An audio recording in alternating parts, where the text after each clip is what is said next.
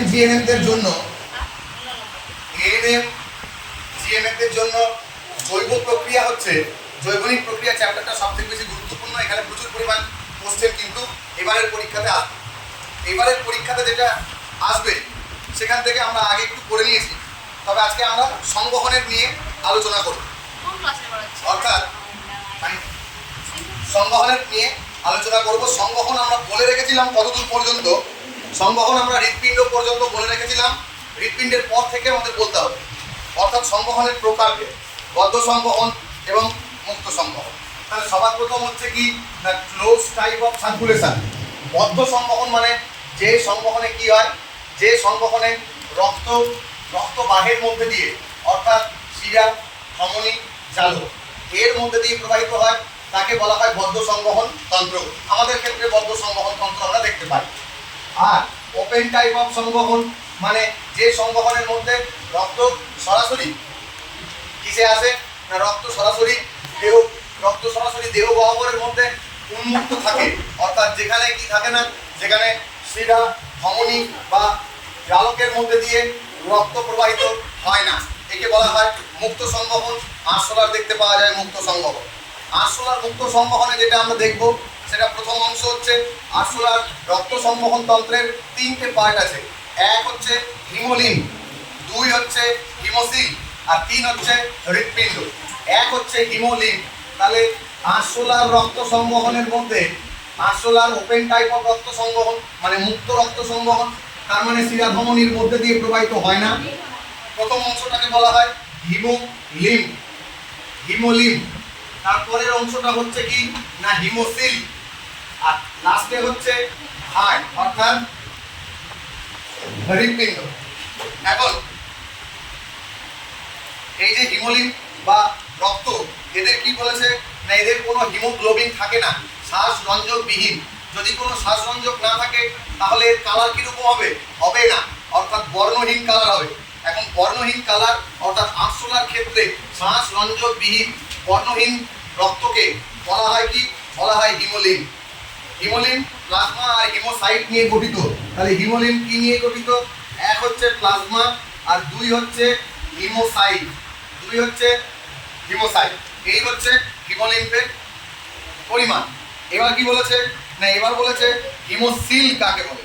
Haemocoel হচ্ছে আরশোলার যে হিমোলিন আছে, কোথায় আছে?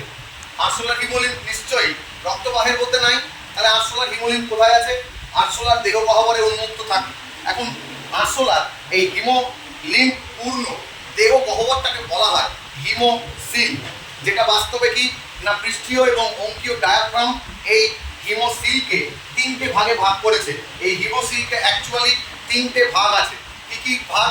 হিমোসিলের প্রথম ভাগটা যেটা বাইরের দিকে অর্থাৎ পৃষ্ঠদেশে, পৃষ্ঠ মানে পিঠ, বাইরের দিকটাতে, তাকে বলা হয় পেরিকার্ডিয়াল সাইনাস। যেটা মাঝখানে অবস্থিত সেটার নাম পেরিভিসেরাল সাইনাস। আর যেটা অঙ্কদেশে অবস্থিত ভিতরের দিকে তাকে বলা হয় পেরিনিউরাল সাইনাস। তাহলে আমরা কি পেলাম? আমরা পেলাম হিমোসিলের 3টে ভাগ। একটা বাইরের দিকে পৃষ্ঠদেশ, সেটা হচ্ছে পেরিকার্ডিয়াল সাইনাস। একটা পেলাম মাঝখানে, তাকে বলা হয় পেরিভিসেরাল সাইনাস। আরেকটা পেলাম ভিতরে বা ভেতরের অঙ্কীয় তলে, তাকে বলা হয় কি না, তাকে বলা হয় পেরিনিউরাল সাইনাস। হৃৎপিণ্ড, কার হৃৎপিণ্ড না, আমাদের আরশোলার হৃৎপিণ্ড। আরশোলার হৃৎপিণ্ড এই পেরিকার্ডিয়াল সাইনাসে অবস্থান করে। পেরিকার্ডিয়াল সাইনাস কোথায় আছে? পৃষ্ঠদেশে, মানে পিঠের দিকে অবস্থান করে, অর্থাৎ বক্ষ আর উদর অঞ্চলে বিস্তৃত। পিঠ আর বুকের, পিঠ আর পেটের মাঝখানের এই অংশটার মধ্যে থাকে পেরিকার্ডিয়াল সাইনাসে, ওইখানটাতে থাকে আরশোলার হার্ট। এখন এর সামনের যেটা প্রান্ত সেটা মহাধমনী, আর পশ্চাৎ প্রান্তটা হচ্ছে বদ্ধ, মানে পশ্চাৎ প্রান্তটা ক্লোজ, বন্ধ করা থাকে, কারোর মধ্যে উন্মুক্ত থাকে না। আরশোলার হৃৎপিণ্ড 13টা প্রকোষ্ঠে বিভক্ত। কেমন দেখতে সেই প্রকোষ্ঠগুলো? চায়ের কাপের মতো পেয়ালাকৃতি হলো। এখন প্রত্যেকটা প্রকোষ্ঠগুলোর সঙ্গে এক সংযোগস্থলে একটা করে কপাটিকা আছে। প্রতিটা পেয়ালার সংযোগস্থলে যে কপাটিকা, সেই কপাটিকার মধ্যে একজোড়া করে ছিদ্র থাকে। সেই একজোড়া ছিদ্রকে বলা হয় কি? সেই একজোড়া ছিদ্রকে বলা হয় অস্টিয়া। আর পেরিকার্ডিয়াল সাইনাস থেকে রক্ত ছিদ্রগুলো মানে ওই ছিদ্রের মধ্যে দিয়ে রক্ত হৃৎপিণ্ডের মধ্যে ঢুকে যায়। এবার মানুষের বদ্ধ সংবহন, মানুষের কটা হার্টের পার্ট? মানুষের একটা হার্টের 4টে পার্ট। চারটে পার্ট মানে দুটো অলিন্দ দুটো নিলয়। এক হচ্ছে এদিককার মানে ডান দিককার ডান অলিন্দ ডান নিলয়, আরেকটা হচ্ছে বাম অলিন্দ বাম নিলয়। ডান অলিন্দ ডান নিলয় দূষিত রক্ত প্রবাহিত হয়, বাম অলিন্দ বাম নিলয় বিশুদ্ধ রক্ত প্রবাহিত হয়। ডান অলিন্দে রক্ত কোথা দিয়ে আসে? উপর পোর্শনের রক্ত আসে হচ্ছে আমাদের সুপিরিয়ার ভেনা কাভা, যাকে সুপিরিয়ার ভেনা কাভা দিয়ে আসে, অর্থাৎ তাকে বলা হয় অগ্র বা কি বলবো সুপিরিয়ার ভেনা কাভার বাংলা আমি মনে করতে পারছি না, যাই হোক। তারপরে নিচের পোর্শনের রক্ত হার্টে আসে কিসে না ইনফিরিয়ার ভেনা কাভা। এই ঊর্ধ্ব মহাশিরা নিম্ন মহাশিরা দিয়ে রক্ত আসে ডান অলিন্দে। এখন ডান অলিন্দে রক্ত যখন ঢুকছে তখন ডান অলিন্দে কি হলো? ডান অলিন্দে তখন ডায়াস্টোল হচ্ছে। রক্ত যখন পরিপূর্ণ তখন চাপ প্রয়োগ হবে, তখন ডান অলিন্দে হবে কি না সিস্টোল। এই সিস্টোলের ফলে ডান অলিন্দ থেকে রক্ত চলে আসবে ডান নিলয়, অর্থাৎ ওইখানে একটি দরজার মতো অংশ আছে কপাটিকা। কি কপাটিকা আছে? ত্রিপত্রক কপাটিকা। তিনটে পত্রক কপাটিকা মানে তিনটে ভাগ।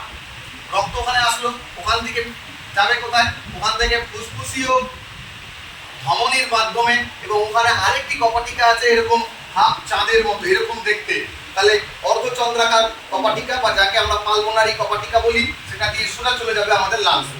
লাংসে গিয়ে কি হবে? অক্সিজেন নিলাম, অক্সিজেন নেওয়ার পরে দূষিত রক্ত হয়ে যাবে কি বিশুদ্ধ। দূষিত রক্ত যেই বিশুদ্ধ রক্তে পরিণত হলো কি হবে এইবার সেটা ফুসফুসীয় শিরা দিয়ে, শিরা নর্মালি দূষিত রক্ত পরিবহন করে, কিন্তু ফুসফুসীয় শিরা বিশুদ্ধ রক্ত পরিবহন করে। ধমনী সাধারণত বিশুদ্ধ রক্ত পরিবহন করে, কিন্তু ফুসফুসীয় ধমনী দূষিত রক্ত পরিবহন করে। এটা ব্যতিক্রম। কোথায় আসবে? বাম অলিন্দে আসবে। বাম অলিন্দে যখন রক্ত ভরছে তখন বাম অলিন্দের কি হবে না ডায়াস্টোল হবে। রক্ত যখন পরিপূর্ণ হয়ে গেছে একদম ভরে গেছে তখন কি হবে? চাপ প্রয়োগ করবে, তখন হবে হচ্ছে ডান অলিন্দের সিস্টোল। ডান অলিন্দের সিস্টোল মানে চাপ প্রয়োগে রক্ত ডান অলিন্দ থেকে ডান নিলয়ে আসবে। ডান নিলয় আর ডান অলিন্দ সংযোগস্থলে আরেকটা কপাটিকা আছে যার নাম হচ্ছে কি মিট্রাল ভালভ বা বাইকাসপিড কপাটিকা, দুপত্রক কপাটিকা বলা হয়। রক্ত ওখানে আসলো একই রকম ভাবে নিলয়ে যখন রক্ত ঢুকছে তার মানে নিলয়ে ডায়াস্টোল। যখন নিলয়ে রক্ত পরিপূর্ণ হলো চাপ প্রয়োগ হবে তখন নিলয়ে সিস্টোল। এবার রক্ত কোথায় যাবে? চাপ প্রয়োগে রক্ত চলে যাবে আবার এরকম একটি কপাটিকা আছে যার নাম অ্যাওর্টিক কপাটিকা। এটাও অর্ধচন্দ্রাকৃতি। এখান থেকে সোজা চলে যাবে কোথায়? সোজা চলে যাবে মহাধমনী দিয়ে ওটা বডিতে। এটা হচ্ছে মানুষের রক্ত সংবহন। এখন মানুষের রক্ত সংবহনটা একবার হার্টের মধ্যে দিয়ে প্রবাহিত হয়, একবার লাংসের মধ্যে দিয়ে প্রবাহিত হয়, যার কারণে মানুষের রক্ত সংবহনকে দ্বৈত সংবহন বলা হয়, ডাবল সার্কুলেশন।